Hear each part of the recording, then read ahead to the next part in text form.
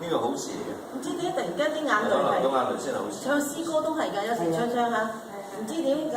正常人唔會嘅，但係讀聖經。嗱，咁唔知，咁你嗰日同我祈禱啊，我咪流咯，啲眼淚咪。係咯，次次最憎阿爸苦啦。咁啤啤聲落嚟咯。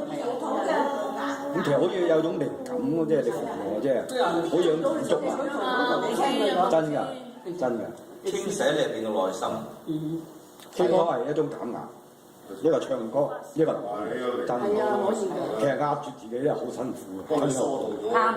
喊到出嚟咧，你就嗰個垃圾，嗰個憂鬱，嗰個苦喺你度。除非你自己係罪人啦。但係你已經知道你嘅佢。如果你自己唔係罪人啦，即係唔係自己係罪人，但係自己喺某一件事情上你冇錯，但係成咗嗰種屈，你係好辛苦，真係好辛苦。但係咧又虛咗釋放啊，有時又好難釋放唔到，因為唔係即係講以前啦，係咁，普通女仔去釋放啊，同個女釋放啊，同個細仔釋放，即係你又唔夠膽，你可以講你唔夠膽做父母，因為佢唔明，你講嘅嘢佢唔明，同佢有時甚至乎佢會話都唔係咁嘅啫，點媽咪或者點樣，佢話